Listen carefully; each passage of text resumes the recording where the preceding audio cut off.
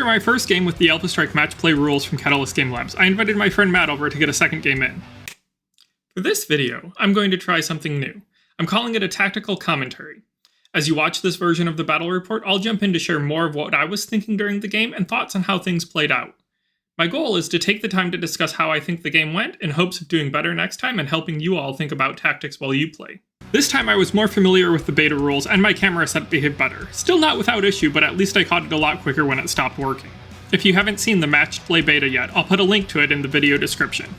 Matt and I decided to play a skirmish-sized game for this one too. I'd like to do a battle scale game at some point, but with the troubles I had on the last battle report, I wanted to give the smaller size another go. That meant we each had 250 PV to work with. I brought the same Il Clan era Free Worlds League list as my last game. My first mech is a Wraith TR5. It's a mobile medium with a 16-inch move and a 14-inch jump that can deal 3 damage at short and medium range. It also benefits from E&E, which makes it a little less likely to disappear to a critical hit. Then I have a Hunchback C. This one is a bit slower, but still decently mobile with 12 inches of movement. Where it shines though is being able to deal 6 damage at short and medium range. To make the most of that, I've improved its skill to 3. My Trebuchet TBT-99 matches the 12-inch movement profile of the Hunchback, but has a 4-3-2 damage profile. An overheat of 1 lets it jump up to 5 damage at short or 4 at medium, and it can also make indirect fire attacks. An Eris ERS-2N is the third 50-ton mech in my list. It is similar to the Wraith with a 14-inch jump and 3 damage at short or medium range. It is slower on the ground though, with only a 10-inch move, and it can deal 1 damage at long range or with indirect fire. My last mech is a Phoenix Hawk PXH-9. It is a bit faster than the Eris with 12 inches on the ground or 16 inches jumping. Then it has the same 3 damage at short and medium range, but no long range firepower. Because I had the available points, I also boosted the skill on this one to 3. Supporting those mechs, I have an Ontos heavy tank. I picked the chemical laser variant that can do 7 damage at short or medium range and 1 damage at long range. It is more durable than any of my mechs, but also much slower with only a 6-inch move. Its LRMs can be used to deliver 1 point of damage with an indirect fire attack too. Matt chose a Clan Invasion era force from the Free Rasalhague Republic. His biggest mech is an 85-ton Battlemaster BLR-3M. It has plenty of armor and structure, an 8-inch move, and a 4-4-1 damage profile. In the heavyweight class, he has a Thunderbolt TDR-7M.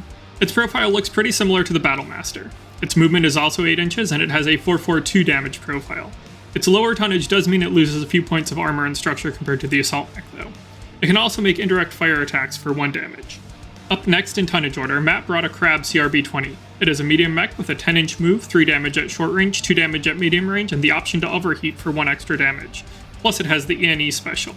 Then Matt's lightest mech is a Wolfhound WF-2. It has a 12-inch move, a 3-3-1 damage profile, and the E&E special. Then Matt has 2 pairs of vehicles supporting his mechs. He also likes the Ontos and has a pair of the 3053 version. In Alpha Strike, the only difference between these and the chemical laser variant I took are that they cost 1 more PV and can do 1 more damage in the long range bracket. Then his other pair of vehicles are Skulker wheeled scout tanks. These are Matt's fastest units with a 14-inch move, but they only do 1 damage at short and medium range and only have a total of 3 points of armor and structure. Comparing our list, we have about the same amount of firepower across our forces. Matt definitely has an advantage on durability with about 50% more total armor and structure, but I have the mobility and TMM advantage. For this game, we decided to use a sparse woods terrain theme. This made the battlefield a lot more open than the game I played against Jeff. For that game against Jeff, I had felt like the density of the terrain made it into too much of a hide-and-seek game rather than a combat game, so I wanted to have something different this game. We still had some woods and buildings that could give cover, but there wouldn't be nearly as many places to hide completely. Our randomly rolled deployment is lines, which means our forces will be starting within 3 inches of our home edges. Then for our objective, I rolled Hold the Fort. For that, we each needed to place 2 objective tokens on the board, and then starting on turn 3 we could earn victory points for controlling our own objectives by having one of our units within 6 inches and no enemy units within 12 inches. For our skirmish-sized game, earning 10 victory points would end the game early and otherwise will play out 6 turns. We each dropped our first objective near a woods. Then I put my second one near a building on my side, and Matt opted for a relatively open area for his second objective. As I set my second objective down, I kinda knew the building next to it could be a problem. It would make it easy for any of Matt's units that got close to be out of line of sight from my defenders. Turned out I was kinda right about that by the end of the game, but I also don't really know if I had anywhere better on my half of the board to set that objective. Matt won initiative for the first turn, so I opened the game by sprinting my Ontos towards my objective by the woods. Then Matt moves one of his Ontos forward towards the building on his side of the board. I jump my Eris to hide behind the building on my side near my second objective. Matt moves his other Ontos up towards the woods on the left side of his board half. My Wraith sprints halfway across the board in order to hide behind the building in the middle of the battlefield. Matt has his Thunderbolt maneuver around the woods in the upper right corner. Then I jump my Phoenix Hawk into the woods near my Ontos. Matt moves his Battlemaster straight forward. I take a look at some possible moves for my Trebuchet, but then I end up moving my Hunchback over towards my left objective. In response to that, Matt moves his Crab up into the woods. Then he moves his Skulker on the right up to hide behind the building. I move my Trebuchet forward to where it'll just be outside medium range from Matt's Battlemaster. Then Matt moves his Wolfhound towards the left side of the board, and he shifts his second Skulker just enough so that it'll count as having moved. My only attack for the turn is my Trebuchet taking a shot at Matt's Battlemaster. Both of my attack rolls miss though. Matt opens fire with his Thunderbolt taking a shot at my Ontos, and it misses. His Battlemaster takes a long-range shot at my Hunchback, and its PPC goes wide. His Wolfhound also shoots at my Hunchback, and it misses. And then his final attack is his Ontos firing LRMs at my Hunchback, and those miss too. I won initiative for turn 2, so Matt has the first move. He shifts his Ontos on the right forward to the corner of the building. Then I move my Ontos forward into the woods where it would have some protection from the trees. And Matt does the same thing with his Ontos on the left. I consider moving my Hunchback forward to contest Matt's objective on the left. Then I decide to move my Trebuchet towards the central building instead. Then Matt moves his Thunderbolt forward on the right edge of the battlefield, but he's careful to stay outside of medium range for my Ontos. I move my Hunchback forward on the left side of the map, and then Matt moves his Crab so that it's just inside of the woods there. I jump my Phoenix Hawk so that it can hide behind the central building. Matt moves his Wolfhound forward just outside of the woods. Then he moves his Battlemaster straight towards the central building. I jump my Eris out to accompany the Hunchback as they push forward on the left side. Then Matt's Skulker sprints to take cover behind the central building, and his other Skulker does the same thing. And then as the final move of turn 2, I jump my Wraith over that building and behind the Battlemaster. I'll say that this turn I made my first big tactical mistake, but I also kind of did it knowingly at the time of the game, knowing it would be a suboptimal move. So what I did is I moved my forces towards Matt's objectives on turn 2, even though scoring doesn't start until turn 3. There was no reason for me to really be that close and risk taking damage at this point, but I kind of wanted the game to be more exciting, so I did it anyways. Matt opens up the attack phase with his Crab shooting at my Hunchback, but its lasers miss. His Battlemaster fires at the Hunchback too, and it deals 1 damage. Then his Wolfhound opens fire on my Wraith, and everything it shoots misses. Then one of his Ontos fires at my Ontos. Despite the woods, 3 damage is still dealt. The Thunderbolt shoots at my Wraith, but the Nimble Mech dodges everything. Then for Matt's final attacks, his other Ontos fires on my Wraith. It manages to hit for 1 damage. I start my attacks with my Trebuchet shooting at Matt's Wolfhound, but everything it fires misses. My Hunchback opens fire on his Battlemaster, and it scores 4 points of damage. My Eris shoots at the Battlemaster too. It only does 1 more point of damage. Then my Ontos returns fire against Matt's Ontos. I manage to do 1 damage and do a motive hit on it. Then for my final attack of the turn, my Wraith opens up on the back of the Battlemaster, and it scores 3 more damage to blow away the last of the Battlemaster's armor. So despite feeling like movement was optimal that turn, the shooting phase actually worked out okay for me. I only took a little bit of damage on my Wraith and Hunchback that I had exposed, and I did a lot of damage to Matt's Battlemaster. So sometimes tactics don't matter a ton because the dice just roll how they roll. Matt won initiative for turn 3, so I have the first move. I just shift my Ontos to the edge of the woods. Matt has his Ontos on the right, stand still. Then I have my Trebuchet fall back towards my objective on the left. Matt's Thunderbolt moves towards my objective on the right, but it isn't able to get within 12 inches of it. I have my Eris jump along the left edge of the battlefield so that it can threaten Matt's objective on that side. In response, Matt moves his Crab out of the woods in order to have the opportunity to engage the Eris at short range. and then I move my Hunchback right next to my Eris. And Matt shifts his Ontos to the edge of the woods. I jump my Wraith back to my side of the central building where it's still within 12 inches of Matt's objective in the middle. Matt moves one of his Skulkers forward to contest my objective on the left. Then he moves his other one to contest my objective on the right, but he makes the wise choice not to let it end up in short range of my Ontos. I jump my Phoenix Hawk to get behind the Ontos on the left.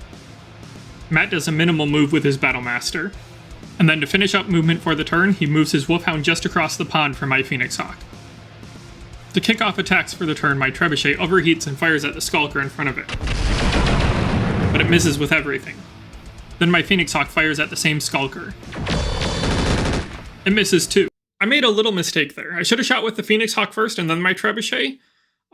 If the Phoenix Hawk would have rolled well and taken out the Skulker, I wouldn't have needed to overheat with my Trebuchet at all. On the other side of the battlefield, my Ontos fires at the Skulker near it. It deals 2 damage and slows it down with a motive hit. Then my Wraith fires at that Skulker too. It manages to do 1 damage, which is enough to take out the vehicle. My Hunchback opens fire on Matt's Crab. It hits for 5 damage, which strips away all of the Crab's armor. Then my Eris follows up with another attack against the Crab. It does 1 damage and causes a weapon crit. Eager to get rid of the remaining Skulker, I call in a light airstrike against it. That hits for 1 damage. Then my air support follows up with a heavy strike. This one hits 2 to destroy the Skulker. Stuff like this, where the airstrikes took out the Skulkers, are exactly what you want to be spending your BSPs on, translating them directly into victory points to win you the game. Matt kicks off his attacks with his Crab overheating to shoot at my Hunchback. It hits for 4 damage and strips away the last of the Hunchback's armor. Then his Wolfhound fires on the Hunchback too. It hits with all 3 damage and destroys the Hunchback. Having all 7 of those damage land on my Hunchback really hurt. I was not expecting to lose it so quickly. His Ontos on the right side of the board fires at my Ontos. It hits for 4 damage and causes a motive hit and a weapon hit. His Skulker fires at my Ontos too, but it misses. His other Skulker fires at my Trebuchet. It hits for 1 damage. Then his Thunderbolt fires at my Ontos. And it misses with everything. On the other side of the board, his Battlemaster fires at my Eris. It manages to land 1 damage. And then to finish up shooting, his Onto shoots out of the woods at my Eris. It only hits for 1 damage though. With the end of turn 3 we started scoring. I controlled both of my objectives to earn 4 points, and Matt didn't control either of his. My Ontos stand still as the first move of turn 4. Matt's Ontos on the right does the same. Then I reposition my Trebuchet so that it's on the left side of the building while guarding my objective. Matt moves his Thunderbolt forward in order to contest my objective on the right. Then I jump my Eris into the top left corner of the battlefield where it can still threaten Matt's objective on the left. In response, Matt moves his Crab just to the side of the Eris. Then I have my Phoenix Hawk jump so that it's within 12 inches of both of Matt's objectives. Matt shifts his Ontos so that it's at the edge of the woods and within short range of my Phoenix Hawk. I lost the rest of the footage of this phase to a camera malfunction, but my Wraith jumped down into the woods near my Ontos. Matt's Battlemaster moved up towards my Phoenix Hawk, and then his Wolfhound moved towards the left edge of the board. I really need to figure out a better camera setup so that this stops happening. It's super frustrating to be making a battle report and then find out I'm missing footage for half a round. To start the attack phase, my Wraith shoots at Matt's Thunderbolt, but it misses with everything. Then my Ontos opens fire on the Thunderbolt too. It lands with 2 damage. On the other side of the board, my overheated Trebuchet shoots at Matt's Wolfhound, but it fails to connect. My Eris shoots at his Crab, but it misses with everything too. Then to wrap up my attacks for the turn, my Phoenix Hawk shoots at the Battlemaster. It connects for 2 damage and a fire control hit. For Matt's shooting, his Thunderbolt fires on my Ontos. It deals 1 damage and inflicts another motive hit on it. His Wolfhound fires back at my Trebuchet, and manages to deal 1 damage to it. His Ontos on the left unleashes on my Phoenix Hawk, but it only manages to hit for 1 damage. His Battlemaster attacks the Phoenix Hawk too, and it deals 3 damage to it. His second Ontos fires on my Ontos, and it hits for 5 damage, destroying my tank. Then Matt calls in an airstrike against my Phoenix Hawk, but the fighter misses. My Phoenix Hawk surviving prevents Matt from scoring either of his objectives, and then his Thunderbolt and Wolfhound prevent me from scoring. That leaves us still at 4-0. I start turn 5 by jumping my Eris so that it's within 12 inches of both of Matt's objectives. So this is something to be mindful of in this scenario or similar scenarios where an enemy unit needs to get within so many inches or hexes of your own objectives. The closer you put your two together, then the larger the area of overlap where an enemy can threaten both of your objectives from one position.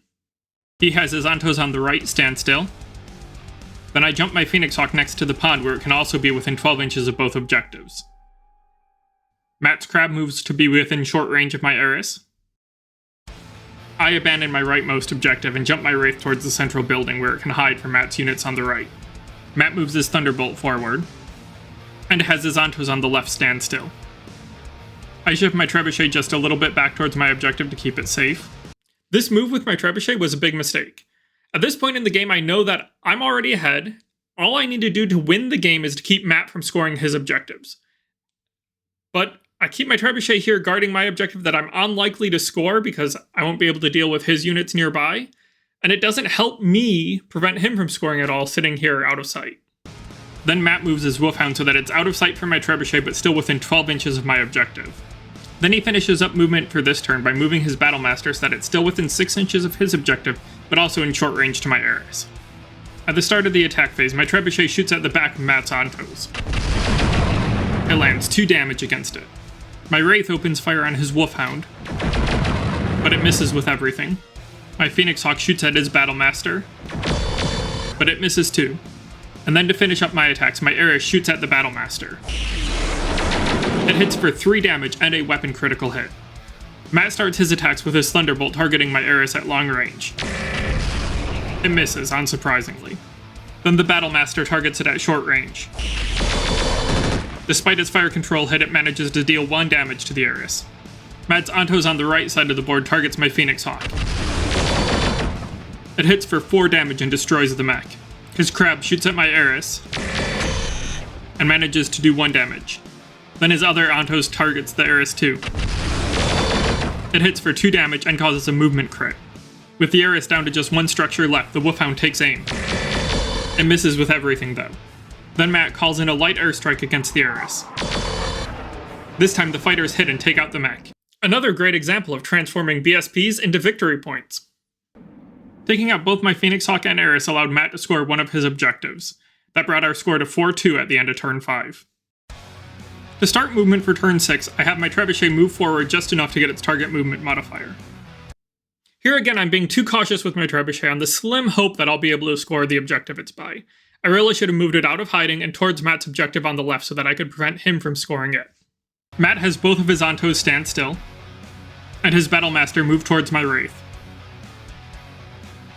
After thinking through some options, I jump my Wraith away from the center so that it has more distance between it than the Battlemaster and the Antos on the far side. Again here I was thinking too defensively. My Wraith's move kept it safer from the Battlemaster and Antos, but it also meant that at best I would get a tie on victory points in this game. I really should have moved it somewhere where it threatened both of Matt's objectives. Matt marches his Thunderbolt towards my Wraith, moves his Crab towards the Wraith too, and then he finishes up the turn's movement by moving his Wolfhound to a spot where it's out of sight of both of my mechs, guaranteeing that I can't score this turn. Like I said, I knew that building by my objective could potentially be a problem. A fast unit's able to get around it, so that my defending unit just can't do anything about him. I start the attack phase with my Trebuchet overheating and firing at the Crab. It misses with everything. Then my Wraith targets the Battlemaster. It misses with everything too. To start off Matt's attacks, his Antos on the far side of the board shoots at the Wraith. And it misses. Next his Battlemaster fires at the Wraith. It misses too. His Crab overheats and shoots at the Wraith, but fails to connect with anything. His Thunderbolt shoots at the Wraith too, and it misses. And then his second Antos targets the Wraith to make the last attacks of the game. It misses with everything too, so we dealt no damage this turn. After that uneventful round of shooting, Matt scored his objective on the right, which tied us at 4 victory points each. The format has a tiebreaker, which is whichever side has the most PV left on the board wins. And Matt clearly had more PV than me, so he gets the victory this game. While there are definitely a few points in this game where the dice were unkind to me, I think the real reason I lost was that I was too cautious with my Trebuchet at the end. And to a lesser extent with the Wraith. I really should have been pushing forward and putting as much pressure on Matt's objectives as possible once I realized that I didn't need to score any more points, I just needed to keep him from scoring. Thanks for watching. If you enjoyed this video and would like to see more from me, you can subscribe here on YouTube at scottsgameroom.com or on Patreon. And if you like this tactical commentary format, please let me know in the comments so that I know you guys want to see more of it. I'd especially like to thank my supporters on Patreon for encouraging me to keep making these videos.